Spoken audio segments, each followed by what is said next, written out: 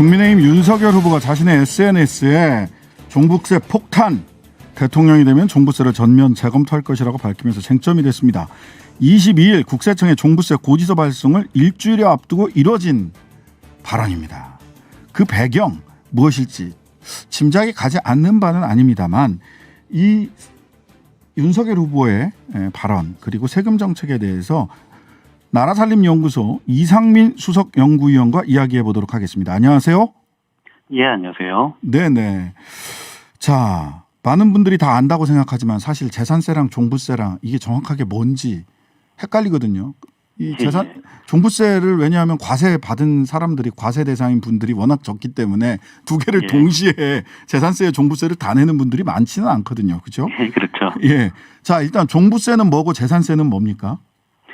종부세나 재산세나 뭐 자기 재산이 있을 때 내는 세금인 거죠. 뭐 네네. 건물이나 토지가 있으면 내는 건데 원칙은 원래는 그 재산세는 그 해당 지자체에 내는 세금이에요. 재산세는 지방세죠. 예. 그렇죠. 그러니까 자기가 살고 있는 지자체한테 세금을 내는 건데 이게 원리적으로 만약에 지자체가 뭐 행정을 잘해서 사람들이 몰리면은 땅값이 오르고 땅값이 오르면은 재산세가 많이 거치고 그렇죠. 이게 행정을 잘하면 인센티브를 주겠다라는 것이 재산세를 지방세로 하는 그런 논리적인 근거예요. 네네. 그런데 알다시피 뭐 우리나라가 가장 땅값이 비싼 데는 강남구잖아요. 네. 강남구가 땅값이 비싼 이유가 강남구청장이 과거에 행정을 굉장히 잘해서 땅값이 올랐다. 그건 아니지. 이렇게 생각하시는 분은 아무도 없잖아요. 네네. 이 중앙정부가 이 제한된 국가의 자원을 한쪽에 몰아서 개발을 했기 때문에 땅값이 오른 거잖아요. 뭐 학교도 뭐 강남 쪽에다가 뭐 하고 뭐 그랬던 것 때문에 오른 건데 그렇기 때문에 특정 지자체가 땅값이 굉장히 많이 올랐다. 그리고 땅값 차이가 너무 심하다. 그렇다면은 고가 부동산에서 발생한 세금은 그 특정 지자체에만 100% 귀속시키지 말고 이게 전국적으로 내고 전국에서 다시 전체 지자체에다 나눠주자. 라는 부분이 이게 종부세인 겁니다. 그래서 종부세는 국세고 재산세는 지방세다. 일단 맞습니다. 크게 보면 저가 부동산을 가지고 있으면은 재산세, 고가 부동산을 가지고 있으면은 국세로 걷어서 전국에 다 나눠주는 게 종부세입니다. 자, 이게 언제 종부세가 도입이 된 건가요?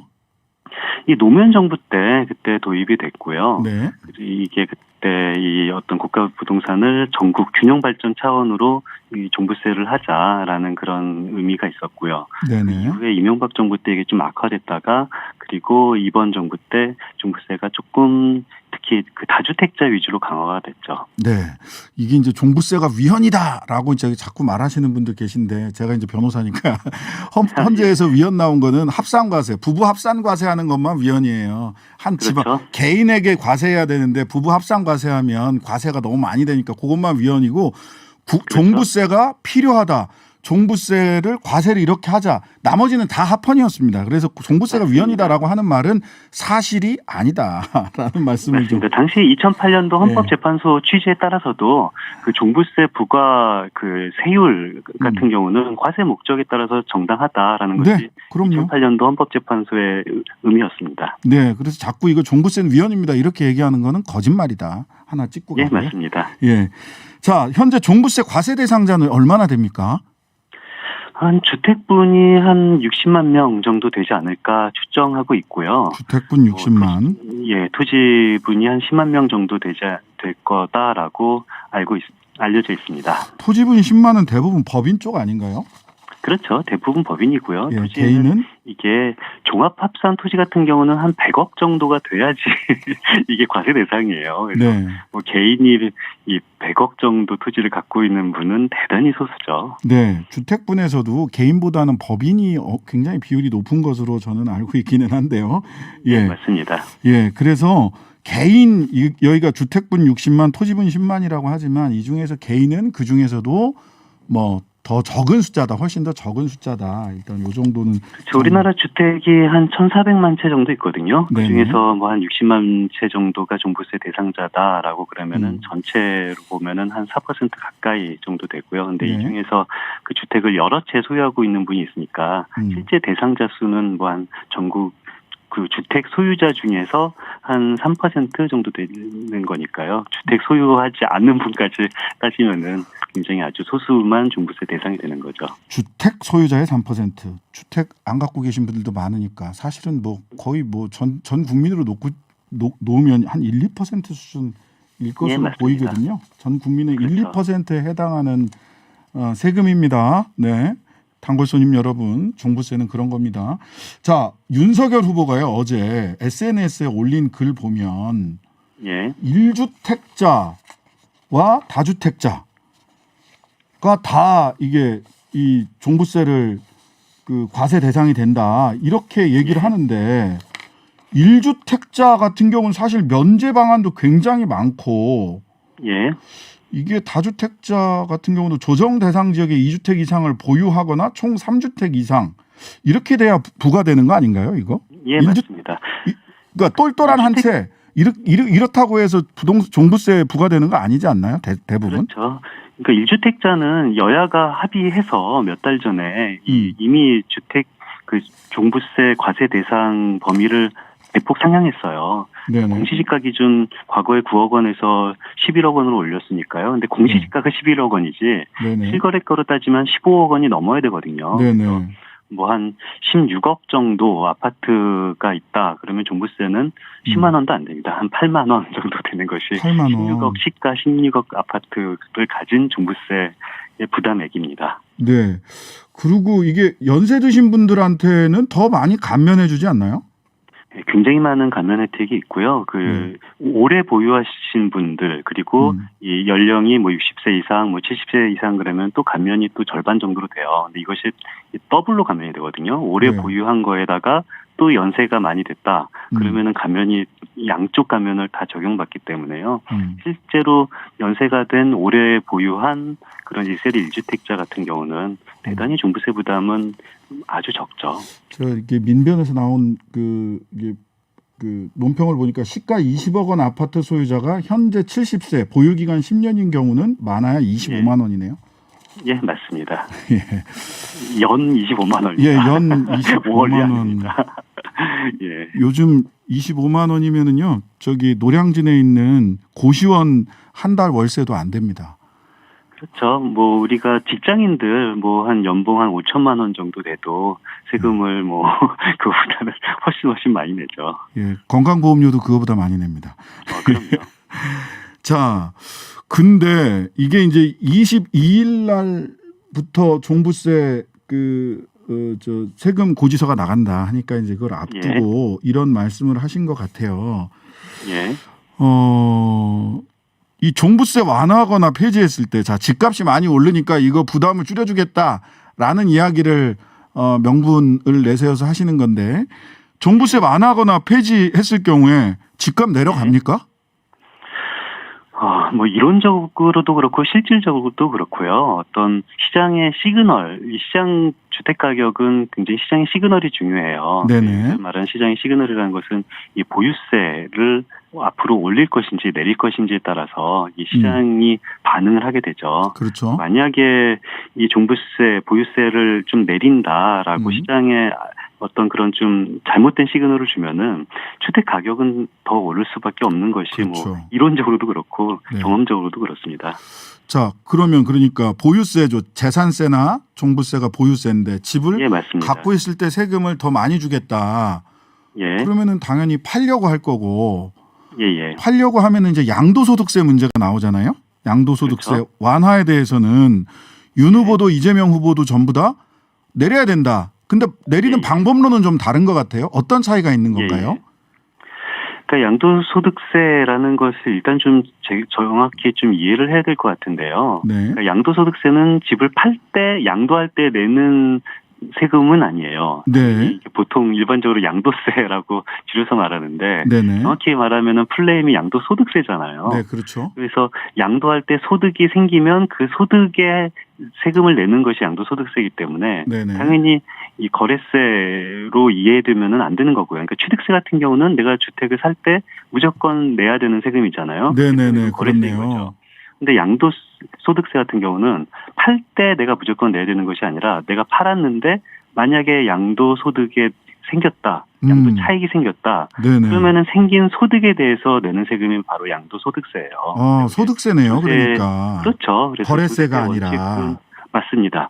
그래서 조세 대원칙은 소득 있는 곳에 과세를 한다라는 거잖아요. 그렇죠. 그런데 이 조세 대원칙이 우리나라 양도소득세는 약간 1세대 1주택자에게는 사실 상당히 봐주고 있어요. 네, 그러니까 현재 맞습니다. 금액은 9억 원까지 이 양도소득세가 생겨도 세금을 안 내겠다. 그러니까 내가 만약에 한 5억에 산 주택이 9억 원이 됐다. 그래도 내가 팔아서 4억을 벌었는데 4억이라는 소득이 생겨도 양도소득세를 지금 부과하지 않는 것이 현재 세법입니다. 매매가 9억 원까지는 양도소득세를 부과하지 않는다. 맞습니다. 네. 그런데 이거를 9억 원을 10억 원으로 올려주지 않을까라고 이것이 지금 계속 논쟁을 하고 있고요. 네네. 그래서 이런 부분에 대해서는 어떤 이 양도소득세를 꼭 부동산 대책 또는 뭐 표 대책으로 바라보지 말고 조세 원리에 따라서 소득 있는 곳에서 세금이 있다. 그런 식으로 좀 원칙적으로 바라보는 것이 가장 두 후보 모두 합당할 것 같다라는 생각이 듭니다. 그러니까 민주당은 양도세 부과 기준을 완화한다라고 이야기를 하는데 이거는 말하자면 양도소득세를 부과하는 기준인 현행이 9억 원, 매매가 9억 원일 때 그 차액 9억 원이 됐을 때 뭐 8억에 사서 9억 원에 팔았으면 1억, 뭐 5억에 사서 9억 원에 샀으면 4억에 대해서 부과한다라고 하는 기준 금액을 9억에서 12억으로 올리는 쪽으로 지금 이야기가 되는 것 같고. 그렇죠. 윤 후보는 양도세 세율을 인하한다. 세율을 인하한다라는 얘기를 하고 있죠. 예. 그런데 양도소득세 같은 경우는요, 이게 지금 현재 사실 정상 소득세 세율과 동일하거든요. 그러니까 그 정상 세율이라고 보통 말하는데요. 네네. 내가 소득을 통해서 근로소득으로 돈을 버나 사업소득으로 돈을 버나 양도소득으로 돈을 버나 원칙적으로는 세율은 똑같아요. 근데 네, 다만 그렇죠. 다주택자에게는 이게 적용되는 세율이 고세율로 적용이 되는 부분이 있습니다. 네네.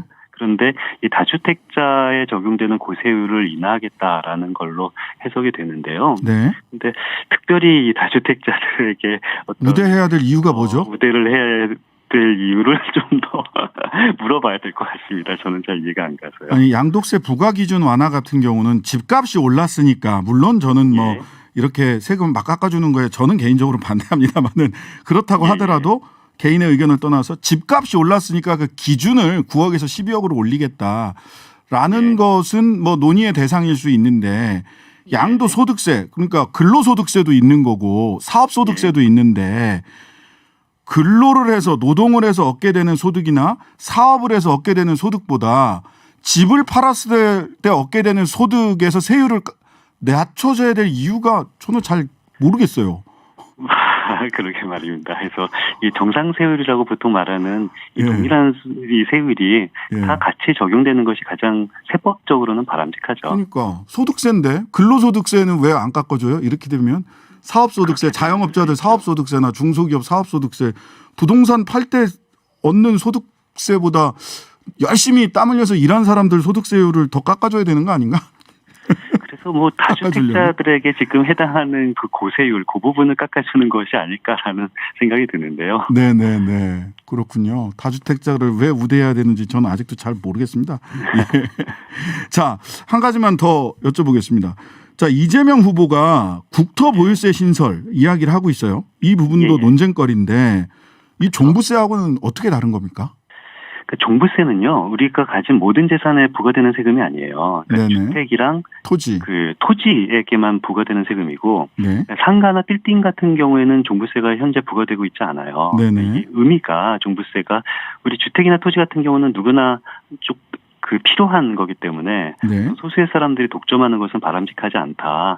그래서 주택 토지에는 종부세가 부과되는데 상가나 빌딩 같은 경우는 우리 모두가 필요한 건 아니잖아요. 그렇죠, 그렇죠. 그래서 뭐 어떤 특정 사람이 상가를 굉장히 많이 사고 있다. 이것 자체가 뭐 그렇게 뭐 경제적으로나 도덕적으로 그렇게 바람직하지 않는 것이 아니어서. 그래서 이런 상가나 빌딩 같은 데는 이 종부세가 현재는 부과되고 있지 않는 거죠. 그런데 국토부 보유세 같은 경우는 이런 것들이 뭐 좀 이 형평성이 어긋난다. 똑같은 재산 가치가 있는데 어떤 거는 세금이 부과되고 어떤 거는 세금이 부과되지 않는 게 말이 되냐. 그래서 주택이나 상가, 빌딩에 있는 가치를 토지 가치로 환원을 해서 그 토지에 대해서 세금을 부과하는 것이 국토보유세. 되는 겁니다. 아, 상가 빌딩까지 다 토지 가치로 환산해서 그 그렇죠. 과세하자. 그리고 이제 요거를 이재명 후보는 보니까 이거를 기본소득의 재원으로 쓰겠다. 이렇게 이야기를 하셨던 것 같아요. 아유. 예, 맞습니다. 예, 마지막으로 우리나라 한 1분 정도밖에 안 남았는데 우리나라 부채, 정부 부채 비율이 너무 높다. 너무 빠르게 증가하고 있다. 예. 그래서 긴축 재정해야 된다. 뭐 이런 논리적 귀결로 언론에서 좀 많이 나오는데 현재 국가 부채, 가계 부채 상황이 어떤 겁니까? 우리나라.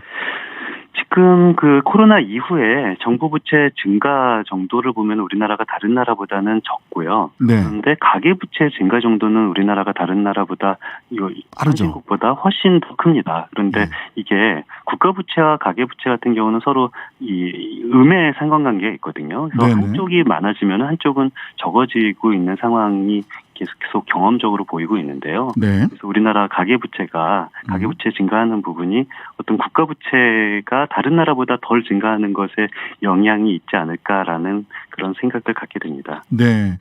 가계부채는 빠르게 증가하고 있고 국가부채는 다른 OECD나 일반적인 다른 국가들보다 오히려 적거나 늦게 천천히 증가하고 있다. 이렇게 코로나 이전과 비교해 보면 국가 부채가 다른 OECD 국가들보다 많이 증가되지 않았어요. 많이 증가되지 않았다. 특정 언론은 코로나 이전과 비교하는 것이 아니라 2020년부터 그러니까 다른 나라는 국가 부채를 굉장히 많이 증가한 2020년부터 비교하니까 우리나라가 크게 증가하는 것처럼 그런 착시 효과가 보이는 겁니다. 네, 그런 얘기가 있죠. 그 거짓말 세 가지가 있는데. 거짓말, 새빨간 거짓말, 마지막으로 통계라는 얘기가 있는데요. 통계는 어떻게 구성하고 어디서부터 어디까지 구간을 설정해서 보느냐에 따라서 서로 다른 결과를 내올 수 있다라는 점을 확인을 하고요. 아유, 몇 가지 더 여쭤볼 게 있었는데 시간이 다 해서 다음에는 스튜디오로 모시고 말씀 나눠볼 수 있으면 좋겠습니다. 예, 알겠습니다. 오늘 말씀 감사합니다.